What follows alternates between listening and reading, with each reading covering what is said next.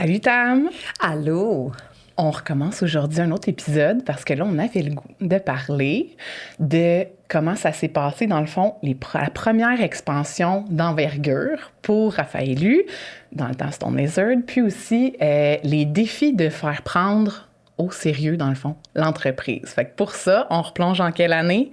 2006-2007.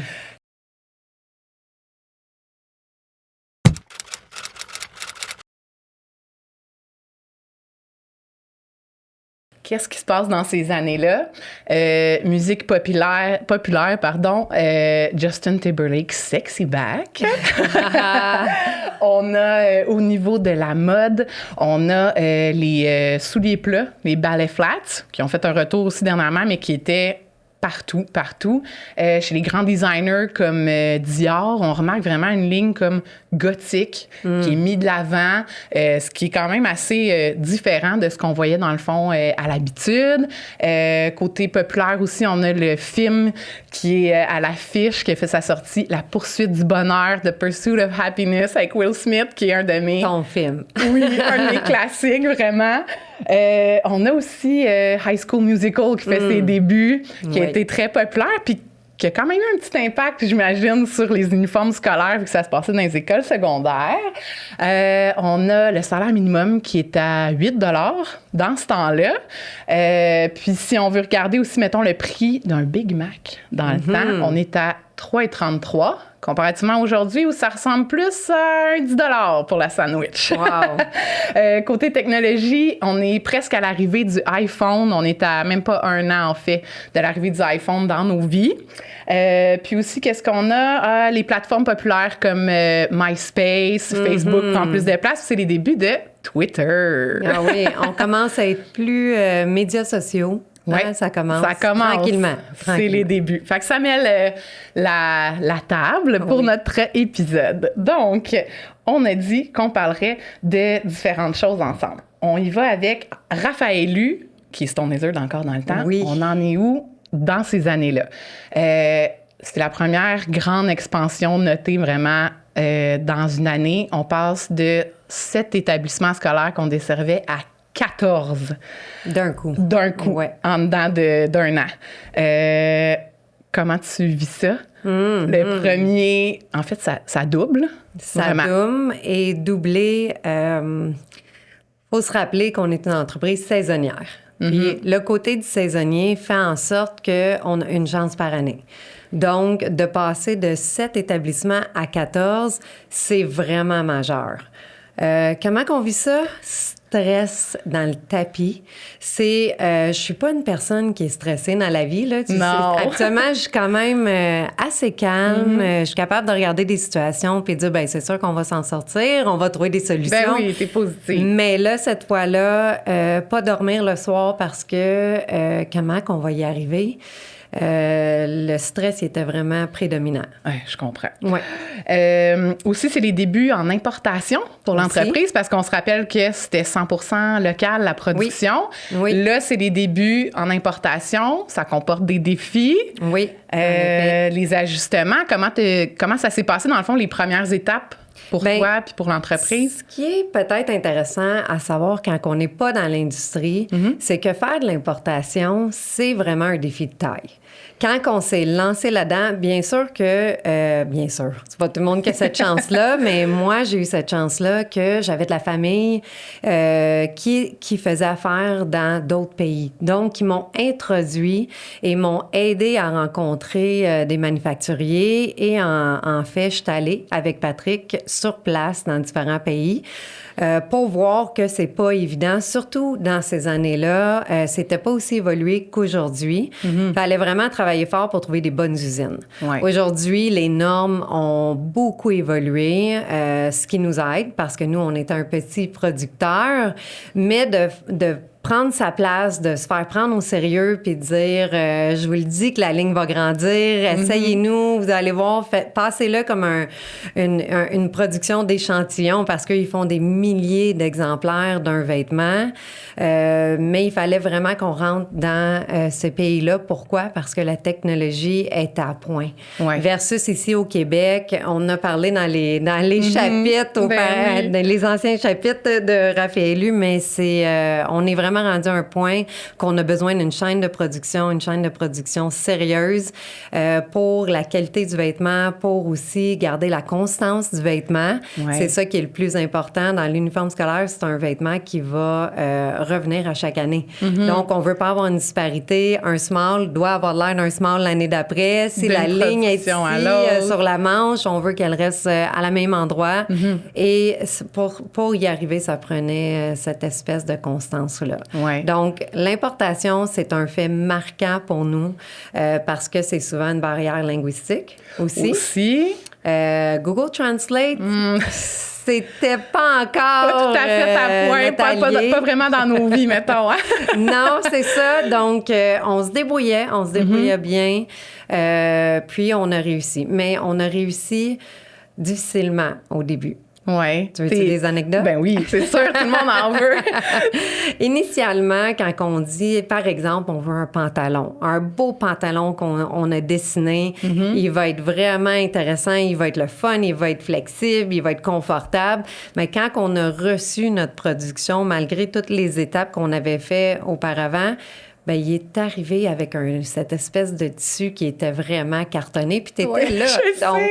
On les appelait les pantalons raides. On savait pas quoi faire avec, mais on s'est dit, on va le laver, puis ça va aller mieux, mais... Ça n'allait pas mieux. On le faisait sécher, là, puis ça restait droit. Puis le pire, c'est qu'on s'est quand même fait pardonner en quelque part. Parce que les familles disaient, ben écoute, c'est de l'uniforme scolaire, donc ça doit être rigide. C'est résistant, oui, c'est ça. La ligne entre résistant et rigide, mettons que... Oui. Oh là là, puis je me rappelle, ça, il avait fallu mettre en branle toute une opération, dans le fond, d'échange, reproduire pour que ça soit plus souple, refaire les... Ben là, on avait deux choses qui jouaient contre nous. Dans le sens que le pantalon, il était trop rigide, mais aussi quand on a fait le patron, les tailles étaient plus diminuées. Donc, par exemple, si tu portes un pantalon, on va dire small parce que c'est plus facile d'utiliser, on va dire on porte un pantalon petit, mais qui mesure une taille extra petit, bien, c'est sûr que ça te fait pas. Donc, en te faisant pas, en plus en n'étant pas élastane, puis ne pas pouvoir avoir cette flexibilité-là, bien, tu dois échanger. Donc, ça a été vraiment un apprentissage. Ouais. On a eu des chemises qui avaient de l'air on les appelait les Kleenex. Ah oui. Ils se chiffonnaient. Il y avait rien à faire. Non, il y avait rien. Puis ça, en raison, je pense que je peux peut-être expliquer ça en disant qu'on n'était pas pris, encore une fois, au sérieux. Parce que pour que les gens qui savent pas, dans le fond, là, pour être pris au sérieux en importation, ça y va avec la quantité de vêtements. C'est un peu ça que tu disais tantôt. Fait que les minimums, dans le fond, Stone Laser, dans le temps, les atteignait à peine pour produire, c'est ça? Tout à fait. Et bien, bon, on a fait face, puis là, on a négocié, puis on a retravaillé, puis on a dit ça n'a pas de bon sens, on peut pas, on est retourné dans les pays par lesquels on avait produit, on leur a amené des valises pleines de cette marchandise-là, après lavage et tout ça, tous les retours qu'on recevait initialement, puis on disait, écoutez, on réussira pas, là. C'est sûr qu'on réussira pas, puis ce que je vous ai promis d'augmenter votre quantité, bien, ça n'arrivera pas avec un produit comme ça, parce qu'au Canada, on est en train de dire que c'est de la basse qualité, ce qu'on fabrique, par exemple, en Chine ou ailleurs. Puis là, eux, ils ont pris ça à cœur. Là, ils ont dit, OK, non, on est vraiment une bonne manufacture. Nous aussi, on a de quoi approuver, on veut, on croit en vous autres. Et là, ça s'est amélioré, puis on a fait différents essais-erreurs. Puis ça début d'une alliance, dans le fond. Là, ils comprenaient vos besoins, puis tout. Parce qu'il y a encore de la production locale à ce moment-là. C'est aussi de jongler avec les deux. Puis ça va passer ça, finalement. Chacun a ses défis. Chaque type de production avait ses défis. Il y en a que c'est les délais, bon, la barrière de la langue et tout. Mais finalement, au fil du temps, c'est que tu as réussi à créer des liens d'importance, à mieux comprendre comment ça fonctionnait.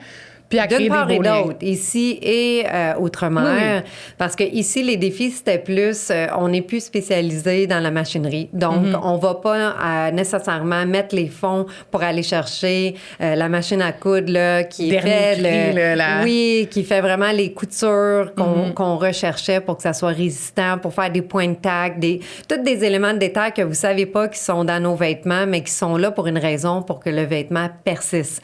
Donc aujourd'hui, quand les gens nous complimentent puis vont dire « Hey, wow, c'est vraiment un beau produit, mes enfants, ils ont vraiment duré 5 ans et j'ai pu refiler les vêtements, frères, sœurs, etc. » Ben c'est tous des petits trucs qu'on a réussi à mettre dedans, qu'ici au Québec, on réussissait pas nécessairement à avoir cette machine-là. Donc, c'était différent. C'était autre chose qu'on devait jongler avec. Mais finalement, on a appris c'était quoi la recette et le secret pour faire une production. Mais oui, l'importation, ça a été un défi de taille. Un bon défi. Puis, dans ces années-là aussi, si on se replonge dans le gros saut, dans le fond, de 7 à 14, il y a aussi une grosse polyvalente de comme 3000 élèves, un peu plus de 3000 élèves qui décident de sélectionner l'entreprise. Oui.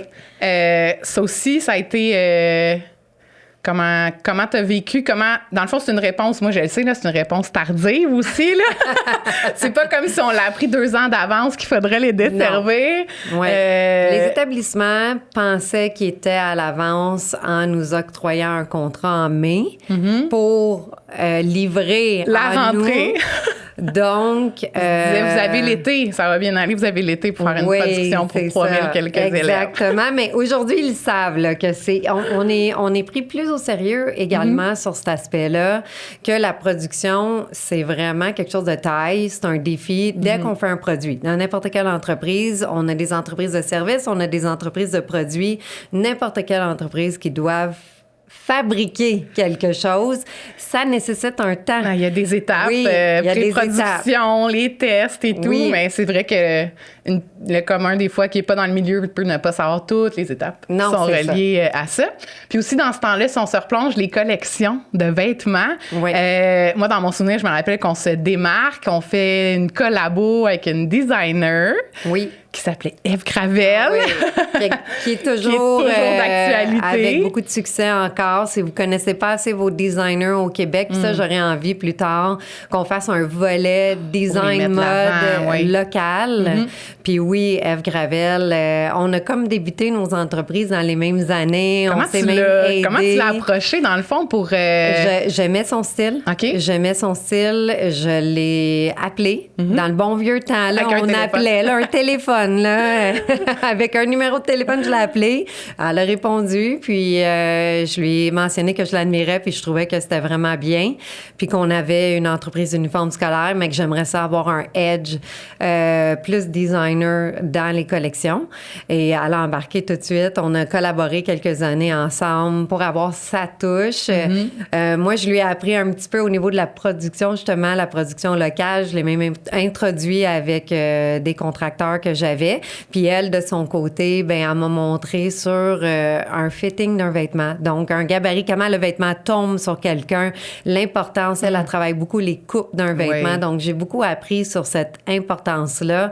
Quand on va fabriquer un vêtement, il y a beaucoup plus que juste le look. Si le design est beau sur papier, puis là, on le met sur nous, mais que ça a de l'air... la tombée est pas belle. Ben, c'est pas flatteur. Puis pour un adolescent qui est déjà stressé d'être un adolescent et d'apprendre comment ça fonctionne d'être un jeune adulte pour s'enligner vers un jeune adulte. Mais si en plus ses vêtements, quand il va les enfiler, il va se sentir pas bien puis pas à sa pleine valorisation, ben ça l'aide pas. Donc là, on a travaillé beaucoup les coupes et c'est comme ça que j'ai commencé à travailler avec Eve Gravel. Puis au fil des années aussi, on a travaillé avec différents stylistes, designers. C'était vraiment une clé là, dans notre succès là, à ce moment-là. Ah bon, ben super. Aussi, si on se replonge dans ces années-là, quand tu fais tes présentations, parce que ça fonctionne par appel d'offres là, dans les établissements scolaires, tu te présentes.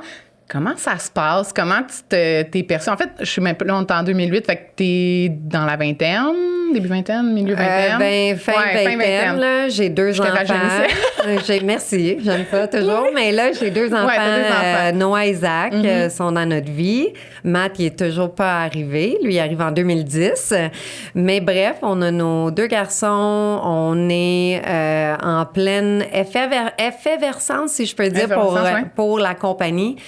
Parce que là, on commence à être pris un peu au sérieux, mais pas assez. Okay. Dans le sens que les établissements qui collaborent avec nous savent de quoi on est capable, mais c'est d'aller chercher un nouvel établissement, c'est comme pas évident. Les premiers qui nous ont sélectionnés ont vraiment aimé leur collaboration avec nous, ils nous ont fait confiance, puis ils ont comme fait « Wow, on continue avec vous parce que vous savez ce que vous faites, puis vous êtes vraiment travaillant.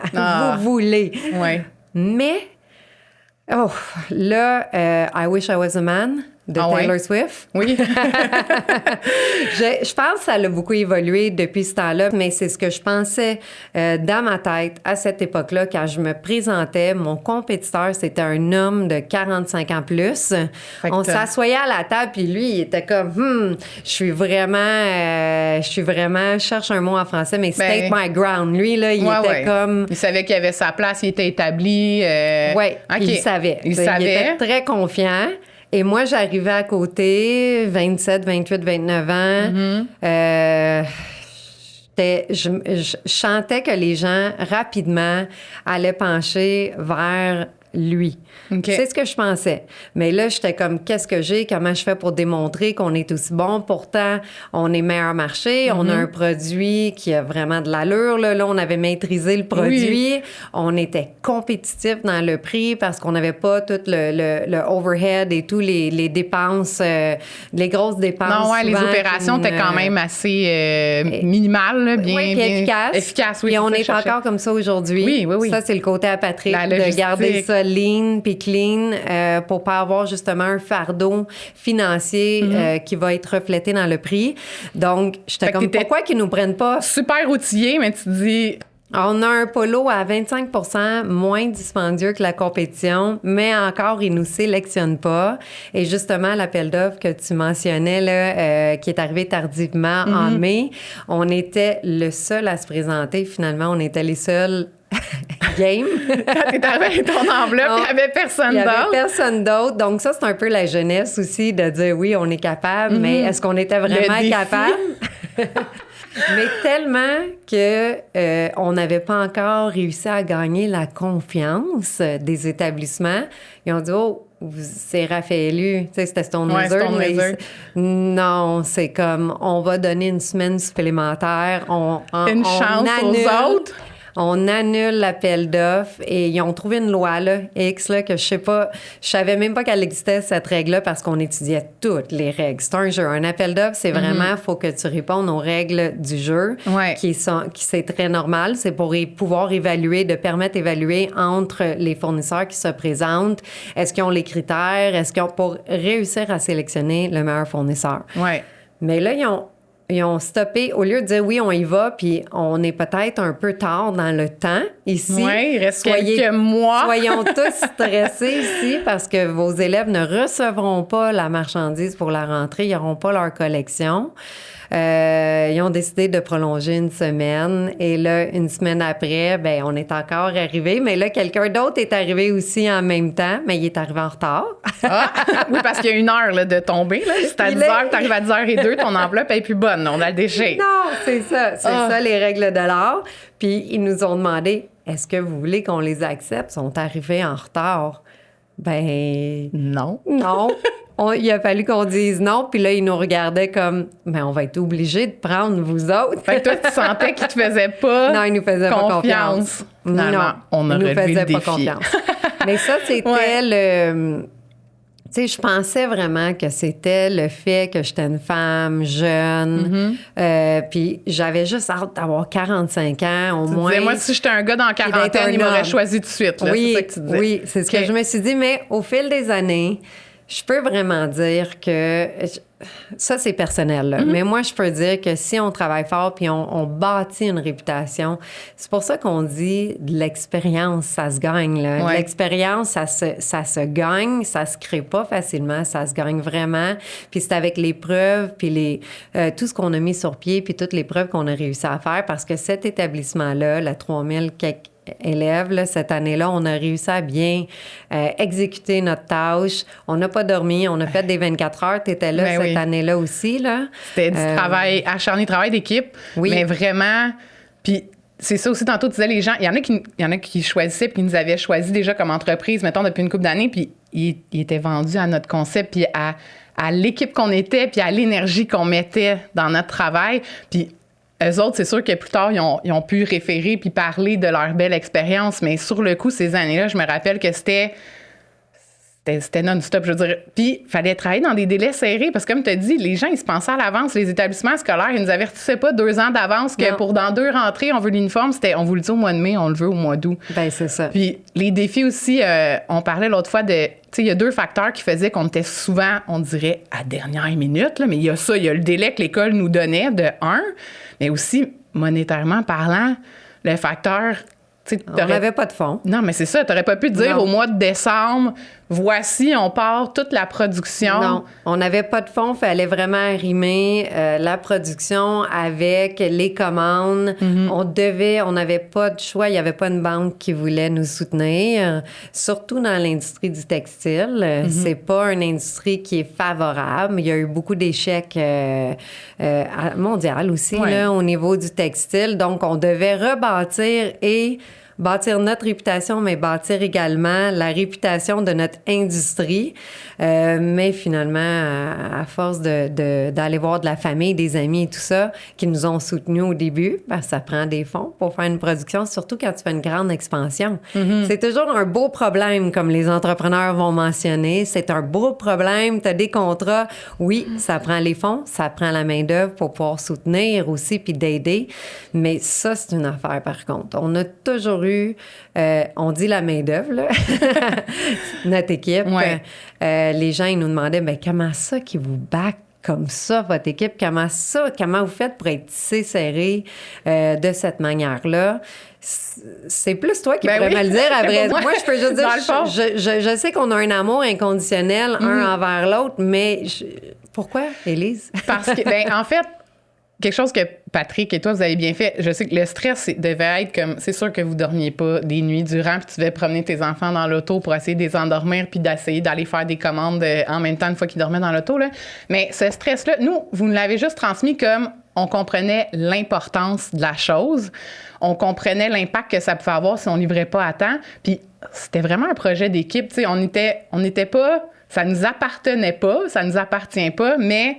L'équipe était tellement tissée serrée qu'on voyait ça que juste comme un défi d'équipe. Puis dans ce temps-là, je me rappelle que, vu que ça fluctuait, l'été, on avait besoin de beaucoup de monde. Tu sais, moi, je me rappelle, là, j'ai appelé mes amis de l'équipe de basketball à Lionel Groux avec Émilie qui travaillait, qui est ta belle-sœur, qui est mon amie aussi. Qui est allée te chercher. Qui est venue me chercher au départ. Puis tu sais, on a appelé nos amis, puis on a comme fait, OK, là, on a besoin d'un coup de main.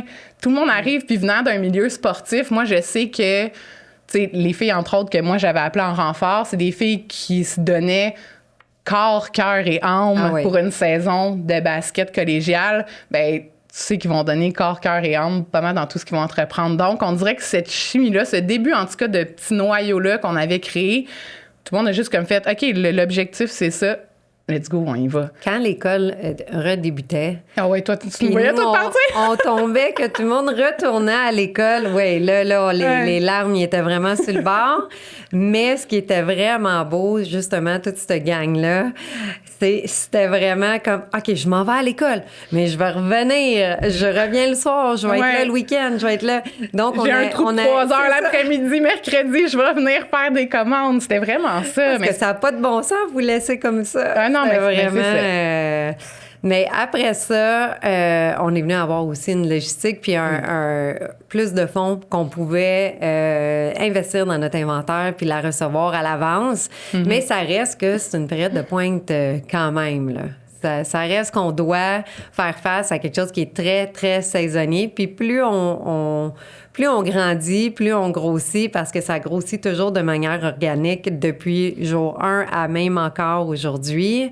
On dirait que cette espèce d'effet de pointe va toujours rester. Donc, les gens autour de nous, notre équipe, est toujours essentielle, puis va toujours être au cœur de l'entreprise parce que c'est pas vrai que je vais pouvoir livrer 70 000 colis seule. Non.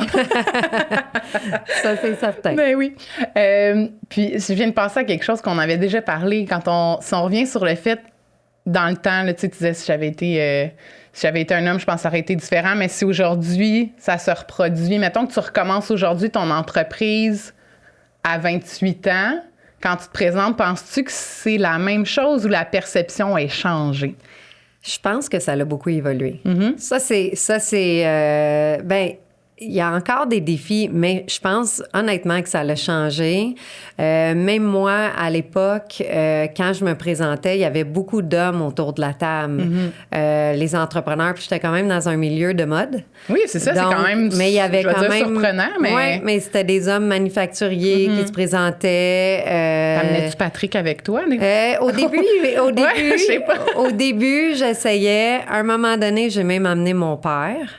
Parce que mon père, c'était un homme dans la cinquantaine. Oui, c'est ça. Alors, j'ai amené mes muscles. Puis, il m'a aidé. Il m'a aidé. Mais encore une fois, dans ce temps-là, là, puis je vais revenir à ta question, mais dans ce temps-là, je pense vraiment, c'est juste parce qu'on n'avait pas encore réussi à monter notre réputation. Aujourd'hui, pour répondre à ta question, si, mettons, j'avais 28, 29, 30, on le voit beaucoup, là, il y a plus de femmes, premièrement, aux têtes d'entreprises qui aident, je crois, qui font leur marque, puis qui se démarquent aussi par les médias sociaux. On en parlait tantôt dans l'auto, là, mais... Ça amène une certaine crédibilité que si on se replonge... T'avais pas ça, là, en 2006? C'est parce que tu vois rien. Non, donc, tu vends une brochure, là. C'est un peu ça qu'on disait, des photos que... Mais la crédibilité maintenant avec les médias sociaux, les Google Reviews, puis tout ça, ça amène quand même un point de vue pour un acheteur potentiel. Oui, il y a plus de ressources que d'appeler juste un établissement puis de dire est-ce que vous êtes satisfait avec cette entreprise-là. Parce que ça, tu l'avais. Toutes tes références étaient super bonnes. Oui. Mais par contre, on n'avait pas une visibilité côté médias sociaux. On n'avait pas l'aspect comme le behind the scenes, comme un peu le podcast qu'on fait là. Ça permet aux gens de nous connaître un petit peu plus, davantage, de comprendre une situation. Mais tout ça, ça existait. C'était presque inexistant à l'époque. Donc, je pense que oui, aujourd'hui, moi, je dirais ça. Mais là, il faudrait questionner. On n'est pas des experts. Toi, tu parles de ton expérience à toi. On n'est pas des experts du marché. Mais dans le fond, tu penses que si tu recommençais aujourd'hui, à 28 ans, ton entreprise, avec les outils qu'on a, ça serait peut-être plus facile vendre ton concept, ton entreprise. Je pense que oui. Mais une affaire que je vois maintenant que je suis dans la quarantaine avancée... Oui, maintenant que t'es où, t'as toujours voulu être. Oui, j'ai toujours voulu être. Je peux définitivement dire que ça m'apporte de l'expertise qu'on a bâtie au fil des 20 quelques années. Bien, je pense qu'elle est là. Puis je pense qu'on a cette espèce de respect-là. Puis que les établissements, quand ils nous voient, ou je le sens que c'est là, versus une gang de jeunes qui vont arriver, peuvent être sélectionnés parce qu'ils ont la fougue, la jeunesse, comme on avait. Ben le look aussi, qui quelque chose de... C'est ça. Puis c'est pour ça qu'il faut jamais arrêter. Puis il faut rester actuel. Puis il faut toujours se forcer à pas s'endormir sur qu'est-ce qu'on a bâti. Mais par contre, j'aime beaucoup la position où je suis en ce moment, d'avoir cette espèce de maturité-là, mais d'avoir acquis de l'expérience. Puis maintenant, je peux dire que j'étais juste jeune. En tout cas, si je fais une introspection. Je pourrais dire que j'étais jeune. J'arrivais toute pimpante avec ma bonne humeur puis mes belles idées. Mais par contre, l'autre personne, c'est pas nécessairement parce que c'était un homme, mais il y avait plus d'expérience qu'il avait acquis puis qu'il méritait. Donc, puis là, c'était à nous de démontrer, de se battre pour démontrer qu'on avait ce que ça prenait pour réussir. Mais c'est ça de la compétition. La compétition, il y a quelque chose de super bon pour tout le monde là-dedans. S'il n'y a pas de compétition, les compagnies évoluent pas, puis ça devient un monopole. La compétition fait que tout le monde reste à la guet, puis on travaille tous fort, puis quand tu arrêtes de travailler, ben c'est là que... Il y en a d'autres qui peuvent grimper. Et voilà!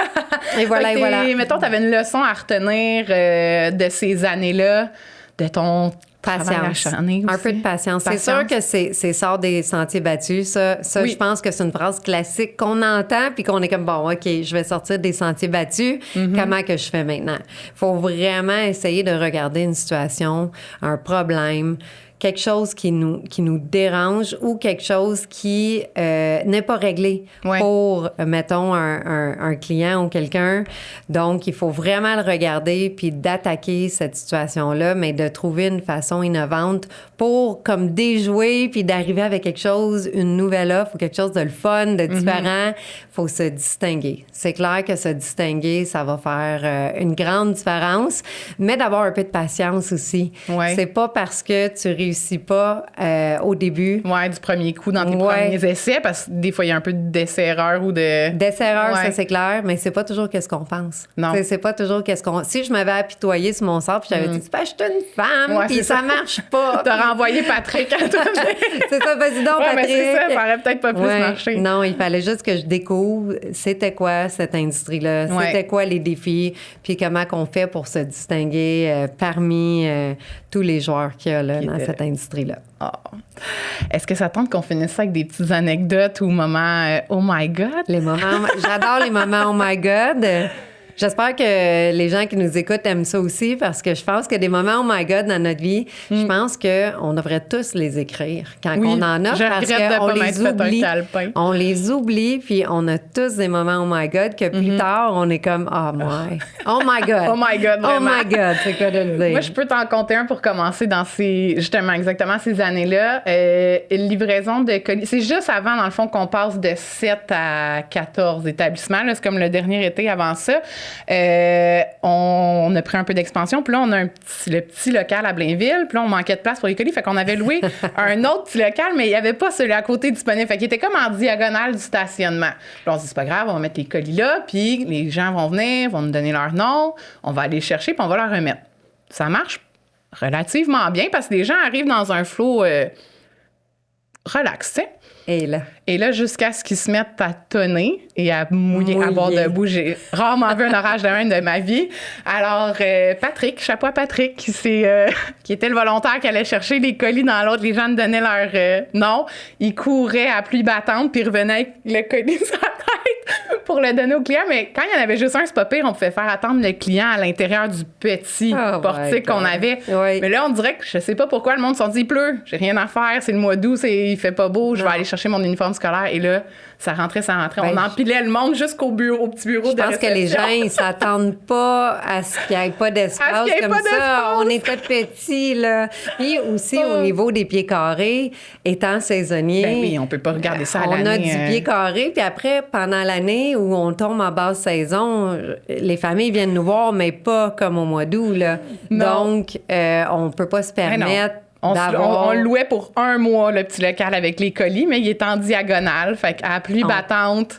Patrick courait pour aller chercher les colis. Les gens, ils étaient comme, qu'est-ce qu'il fait? Ben oui, mais après ça, oh mon Dieu, merci d'avoir su. On serait allé à l'autre porte. On était comme, non, ça nous fait plaisir. Après moi, il s'est pris un bon petit thé chaud. Oui.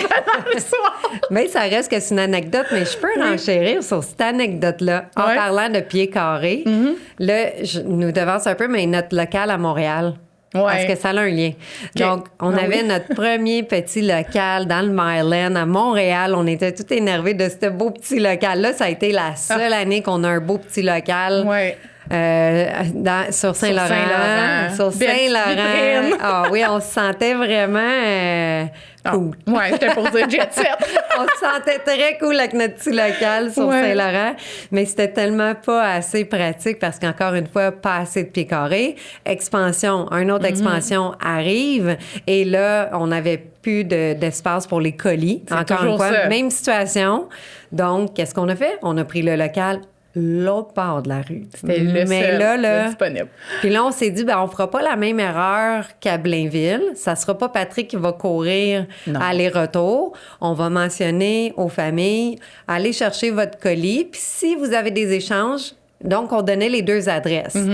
Mais là, tu sais, quand tu peux pas anticiper, des fois, on voit pas les problèmes qui peuvent arriver. Faut le vivre. Là, on n'a pas pensé que les gens, vu que le local était vraiment l'autre côté de la rue, en face, qui traverseraient boulevard Saint-Laurent sans se rendre à la lumière. Là, ouais, non, c'est ça. Oh. Traverser. Puis là, à un moment donné, on avait une personne aveugle avec qui son... s'est dit, moi, je vais traverser pareil. Mon Dieu! Ah non, panic at the disco. Catherine a dû sauter, elle a fait quelque chose. Catherine Lacasse. C'est une des OG de la rue. Elle est partie en courant. Elle est sortie, puis elle a porté assistance. Puis elle arrêtait les voitures dans la rue. Finalement, on aurait dû avoir un brigadier.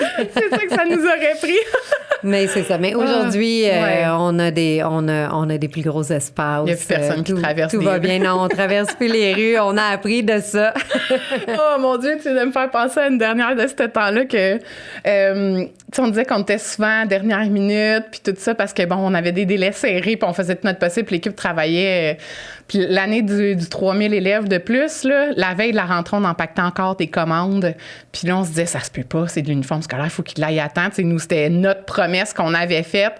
Fait que là, ceux qu'on avait réussi à finaliser leur commande, les derniers, là, ils étaient comme 6h30 le soir, la veille de la rentrée scolaire. Puis on s'est dit, OK, on va les livrer nous-mêmes. Là. Oublie ça, là, on peut pas aller les porter à l'école, c'est fermé. Fait que là, on s'est splitté colis, puis j'ai même appelé ma mère. Parce qu'on en avait trop. Puis ma mère, qui a travaillé avec nous plus tard, ne travaillait pas avec nous dans ce temps-là. Je dis, il y a des enfants qui n'ont pas leur uniforme pour demain. Tout de suite, Céline saute sur l'occasion. Ah, ça va me faire plaisir. Donne-moi les adresses, les colis, j'y vais. Un ange. Céline a toujours été notre ange, dans le fond. Elle a fait sa tournée, puis elle est revenue, puis elle m'a dit, je me sentais comme le Père Noël. Les jeunes m'attendaient dans la fenêtre parce qu'on les avait appelés pour pas qu'ils s'inquiètent. On vous a promis, vous allez l'avoir pour demain. Puis ma mère me l'avait raconté. Elle dit, le petit garçon, il m'attendait dans la fenêtre à côté de la porte quand je suis arrivée, puis il a sauté comme si j'avais donné son plus beau cadeau de Noël. Je vais toujours m'en rappeler. C'est tellement stressant pour un jeune de commencer secondaire 1 que s'il a l'uniforme, mais il faut qu'il ait son uniforme. Puis ta mère, Céline, merci encore d'avoir fait ce gentil geste parce qu'elle n'était pas besoin de le faire, mais on n'avait juste plus personne. Mis à part nos 24 heures, peut-être qu'il fallait qu'on aille dormir aussi. Oui, parce qu'on faisait du service le lendemain avec d'autres clients. Mais ça, ça fait partie des anecdotes. Des anecdotes touchantes. Oui. Fait que sur ça, c'était vraiment un bel échange, j'apprécie. Oui. J'espère que toi aussi. Absolument. On espère que vous aussi. On vous revient bientôt avec d'autres sujets.